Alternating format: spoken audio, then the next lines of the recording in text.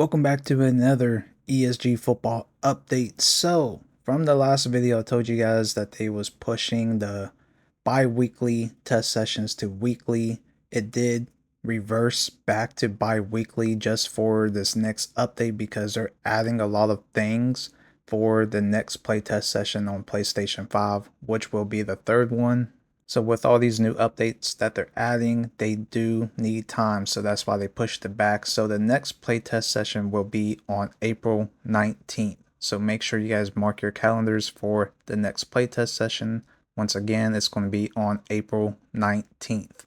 So make sure you guys follow my social media accounts and subscribe to my YouTube channel so I can keep you guys informed on any updates and changes, especially when it comes to the playtest session and much more for ESG football. So I believe after April 19th playtest session, they're going to go back to what they stated to weekly playtest sessions to happen instead of bi-weekly, but they're just doing that for now so they can get the updates rolled out for this next playtest session. Now, if you guys are brand new and you want to join the beta, you guys still can. You can go apply and also check out the waiting room Discord, which I will have all the links down below in the description for the waiting room Discord as well for the sign up application. When you guys do join the waiting room Discord, all the information is there. It will walk you through the steps on what you have to do in order to apply and sign up. You also have to pass the questionnaire test in order to be selected. The reason why they're making you guys take a questionnaire test is to make sure that you're retaining all the information that you're reading. So when it comes to getting you guys actually in the Discord, you guys already understand everything. Of course, we will still help, but they just want to make sure those that they're selecting are actually going to benefit for finding issues and reporting bugs. Trust me, you guys going to enjoy the game, but they also just don't want you to just enjoy the game. They want you guys to help build this game because it is for the community. So with your guys' help, reporting feedback of issues and bugs for them to fix and address, it helps get the game developed much more faster so it can be pushed out to everybody to enjoy. Now, the waiting room Discord is open up to anybody, so if you want your friends to come join in, please invite them. We're welcoming as much players as possible. We're trying to get at least 5,000 or more. Right now, we currently have 2,000 plus in the waiting room Discord. The more we get, the more greatness to come for ESG football and the more opportunity for you guys to actually enjoy ESG football when it comes to playing the game. So, when we do get more people, we're expecting tournaments to have a crazy turnout. The events is going to be crazy itself when it comes to competing, and we're looking forward to seeing who's best of the best. So if you guys want a shot and if you think you're individually better than a lot of people in certain areas, please check out the links down below in the description, join the waiting room Discord, and apply. So far from this last playtest session, going to give you guys a little bit more recap compared to my last video about what went down. All the newbies that joined in, they mostly got to play against each other instead of the OGs, but we did kind of mix it up then and there with the OGs and newbies. But for the most part, a lot of newbies brought that energy, that high competitive focus when it comes to trash talking and just letting everybody know who's the best of the best and who's best at what. So I love that energy. But there was a lot of these newbies that kind of got over top with the trash talking and saying that they're this and that when they haven't experienced and played against all the OGs especially. So it's great that we got to experience that and witness all the newbies coming in and saying they're great at this, the best DB or best receiver, this and that. So that was a very enjoyable experience, but that's what we want to see. But don't get ahead of yourself, don't get over top with it. Just keep it GG's, keep it moving and keep everything within the game. Don't go too far outside of course, for the people that was in the Discord and in the beta, you guys know what went down. So try to keep it humble for the most part, but once again, you guys got to acknowledge where you're at, especially if you're new. We expect, that type of competition to come through, but Don't let it get outside of your head where you haven't actually got to experience other players that may be better at you at certain areas. You can't get over top with the trash talking. But we do accept the trash talking. I mean, that's the competitive nature when it comes to competing. But overall, it was a great experience with the newbies as well, teaching them and getting them into the groove. A lot of the newbies didn't expect that the game was going to be completely different than how we have been accustomed to when it comes to like playing Madden or college football over the years. They really got to find out the very hard way, and that's why I preach this a lot. ESG is in their own lane. It's something that we have never experienced, and when it comes to simulation football, it really showed out. And these newbies got to see the big difference between ESG football and how EA Sports produced Madden college football for the years. The other things that I noticed when the newbies was playing, they didn't realize that it actually took team effort. Yes, you can dominate individually. You may be good at one position, but how is your team going to play, right? When it comes to playing with other individual players, you got to expect that they have to play their position. They have to play their role. And it all comes together from teamwork. When you don't have that teamwork, you can't individually dominate. So when it comes to like Madden college football, sure, everything's done from you, right? So you're picking plays, you're doing all the manual adjustments. You may be good at running the ball or passing, whatever the case may be. But when it comes to ESG football, it takes a whole different way of playing. So, like for instance, quarterbacks.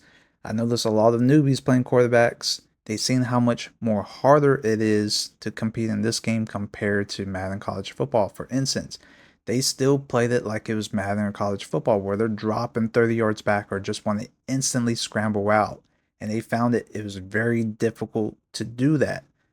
Now, of course, we had a 4v4 session. Most of the players had to make positions off skill positions instead of having, the linemen and all that stuff. Of course, we got to play with AI. So when it comes to 7v7s, they're going to find out very, very difficult of how everybody's going to end up playing. And you got to make sure that people is going to block. Make sure people is going to run certain routes that you tell them to. So it's kind of like Madden college football where you have to make the adjustments, but you're telling people what they have to do. So that's another thing that you have to take into consideration. You have to be using your mic. Team communication is important.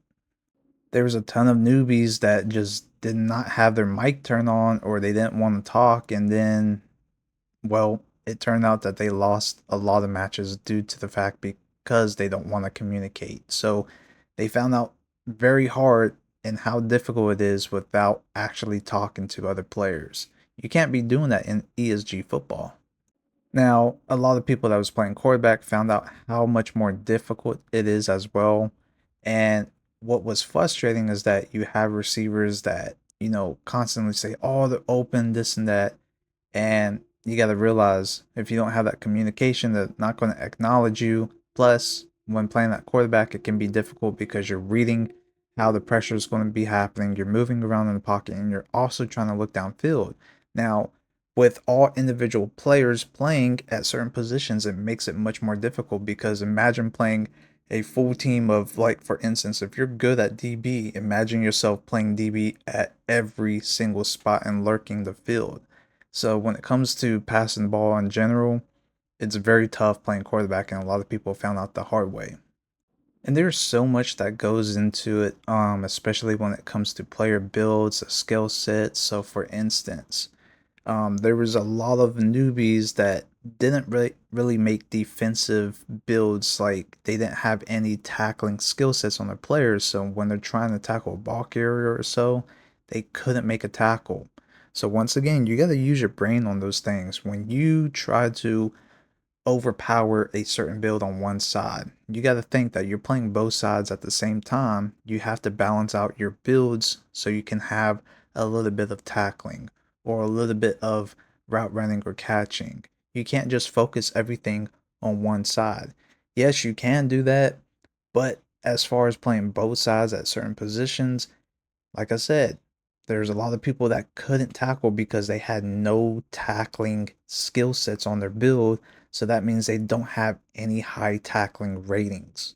So that's why they were unable to make a lot of tackles. And that's where people end up complaining because it's on their own mistake, but yet they blame the game. So that's another thing to take into consideration. So, like, when you're playing Madden college football, of course, you're complaining about, oh, this guy has a better animation outcome or something that goes in the favor because the animation. There's just a different varieties when it comes to the difference of what you experience in Madden college football compared to ESG football. ESG football is all on you and how you go about your build. Here's another good example that a lot of the newbies done. They was trying to make the fastest player possible because like in Madden college football, for the most part, speed is the only thing that matters, right? You can just throw streaks every time. You guys seen it on my channel. You guys seen on the highlights. Like I can just throw bombs because I have a fast receiver. A lot of people try to do that on here. Yes, you have a fast player, but he's kind of limited on everything else and he may be trash. Like there's people that focus on, just speed and agility or so, but they didn't have any catching. So when you try to throw them the ball, for the most part, they're unable to catch the ball. They end up dropping a lot of passes. So that's like what I said. You can have a one sided build, but you got to think about everything else. And then you can't be complaining about the game. You got to complain about how you made your player. So you guys got to try to make a balance with your build and make sure you have certain stats and ratings cater to certain areas where you probably lack in. Just like throwing the ball deep, you may have a strong arm, which you cater most of your skill sets to, but you have low accuracy. So you got to figure out the balance if you want to have like double dimer and double gunslinger. You're going to have high ratings in both accuracy and throwing deep. So ESG football is that realistic when it comes to the simulation aspect. The ratings actually matter in every area. So there's a bunch of pros and cons to every single person's build. So when people say, "Oh, I have a meta build," there's really no meta build. It's just, of course, when it comes to individual skill, that person may have better skills at the particular build that he made. So if you try to copy that, you may not be that good. So that's why I say you can't really copy people's builds.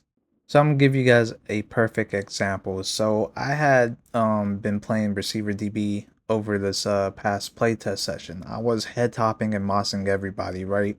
And a lot of people said, "Oh, that's an OP build. I'm cheating this and that." It was just I was good at using the build that I made that was for, dominating one on one or head topping people, right? People try to copy me. They complain about, oh, he's too slow, or I don't know how you're doing the catching. So that's once again my skills based off my build. I was able to do the things I was able to do compared to them trying to copy me, copy my build, and they just couldn't perfect it. So there was people that couldn't even catch the ball or they had no reaction timing. So, like I said, that's a pro and cons when trying to, you know, copy somebody's build. It's not like Madden where you can copy somebody that's giving you a tutorial on a nano play, a money play, a glitch play. Because in Madden, everybody can run the same thing, but after that, it's like, what else are you going to end up doing when it comes to running a scheme or things of that sort? And in ESG football, you take that same concept, but it's all individual play style. The same thing applies in ESG football when it comes to plays. So you may have a team that's better at either passing out this certain formation or running the ball. When it comes to team chemistry and team communication, a lot of people try to copy another team that perfects it much more better. And it also comes down to the individual player build, player role, and player skill if they can mimic and do the same thing that the other team does. And there was a lot of people that tried to copy another team's scheme or a certain play and they just couldn't do it. So ESG football has done a damn good job at creating that skill gap where it comes down to not being able to copy or create a meta. There's really no overpowering thing. It just comes down to individual player skills and builds, which of course everybody's going to have completely different builds. There's always pros and cons to both, as well the teamwork, team chemistry, and team communication. So all these newbies, they're talking and praising themselves as an individual because they're doing good at like being a shutdown cornerback. But when you look at it, how is your team doing? I'm pretty sure you can be dominant at your position, but I'm pretty sure that you end up losing most of your games. Like an individual player cannot take over a game in ESG football, especially when your team is not even coordinated. So, for instance, the first tournament that we had, we got to see certain individuals stand out just because their teammates was set up and done their job properly. They worked as a team. So you had certain teams that can run the ball effectively. And it may look like that the running back was very dominant, but without great blocking and making key blocks, the running back wouldn't stand out the way that he did. So there's just a lot of things to take into consideration when playing ESG football, and that's why I preach over and over that you cannot play this game or go into this game thinking it's going to be played like Madden college football. And trust me, these newbies got to find out that the hard way. Had some newbies tell me, "Oh, why can't they cut or juke?" And I'm like, "Because it's not like Madden. You can't hold turbo and juke at the same time. Realistically, you're going to slow down and juke. So you don't hold turbo and you have to flick the stick in whatever direction to, of course, juke and make a move." That was another thing that kind of made me mad at some points is the fact that a lot of these players that came in that was brand new didn't even look at the controls because they expected it to be like Madden college football. So I'm sitting there telling them, you guys need to look at the controls before you start the game. You know, I didn't mind helping them, but it's the fact that everything is given there, especially with the information, and they don't go over it and read it.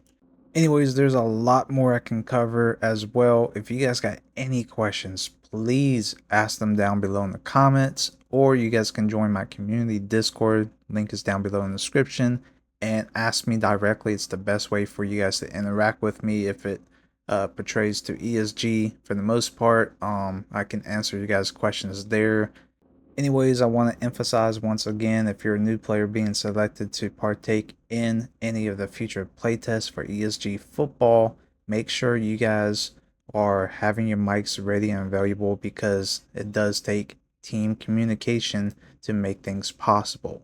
Especially when you're those type of people that end up ruining everybody's experience to get a match going. We had a lot of that happening and it was pissing off the developers, so we had people that end up joining game lobbies and we couldn't figure out who you were because you didn't message or say anything in the Discord chat, as well didn't use your mic to communicate with anybody if you had your mic on and you was in like any of the voice chats. So that's one thing that they're updating on that they want to avoid. I believe they're increasing the capacity, so um, when we're trying to get games in, we don't have those random people that are just AFK in the match lobbies to get a game going.